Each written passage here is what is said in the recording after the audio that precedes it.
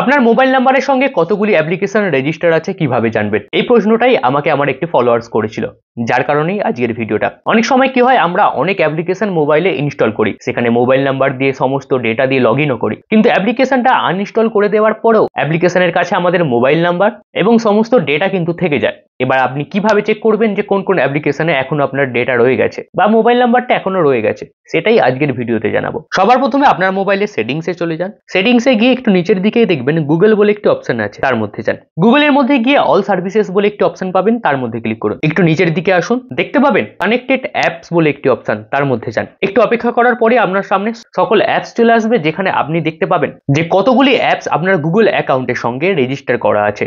এখান থেকে যেগুলি অপ্রয়োজনীয় বলে মনে হয় সেটার উপরে ক্লিক করুন। ক্লিক করার পরে নিচের দিকে দেখুন delete all connection you have with সেই অ্যাপ্লিকেশনটার নাম, সেটাকে যান এবং এখানে হাত দিয়ে কনফার্ম করলেই সেখান থেকে সমস্ত অ্যাপ্লিকেশন ক্যান্সেল হয়ে যাবে বা সমস্ত কানেকশন ক্যান্সেল হয়ে যাবে। এবার আপনাকে আরো একটা কাজ করতে হবে, একটু ব্যাকে চলে যান সেই অল সার্ভিসেস বলে অপশনটার মধ্যে। ওখানে গিয়ে আপনি অটো ফিল উইথ গুগল বলে একটি অপশন পাবেন, তার মধ্যে ট্যাপ করুন। ট্যাপ করার পর দেখবেন গুগল পাসওয়ার্ড ম্যানেজার বলে একটা অপশন আসছে, তার মধ্যে যান। সেখানে গিয়ে আপনি দেখতে পাবেন যে কোন কোন অ্যাপ্লিকেশনে আপনার পাসওয়ার্ডকে অ্যাক্সেস দেওয়া আছে। সেখানে যদি কিছু অ্যাপ্লিকেশন এরকম থাকে যেগুলি আপনি এখন ইউজ করেন না বা আপনার প্রয়োজন নেই, সেগুলি থেকে ট্যাপ করুন। ট্যাপ করার পর সম্পূর্ণরূপে ডিলিট বলে যে অপশনটা পাবেন, ডিলিট করে দিন। ওখান থেকে আপনার কাজ মিটে গেল। জাস্ট এই দুটো সেভ করলেই আপনাকে আর কোনো কারণে ভয় পেতে হবে না। আপনার মোবাইল নাম্বার বা আপনার গুগল অ্যাকাউন্ট যে সমস্ত আলতু ফালতু জায়গায় রেজিস্টার ছিল সেখান থেকে রিমুভ হয়ে যাবে। ভিডিওটি কেমন লাগলো, ভালো লাগলে অবশ্যই কমেন্ট করে জানান। আর কি কি বিষয়ে আপনি ভিডিও চান সেটাও কমেন্ট করে জানান। প্রতিনিয়ত এরকম ভিডিও পেতে হলে সাবস্ক্রাইব বা ফলো করে রাখুন।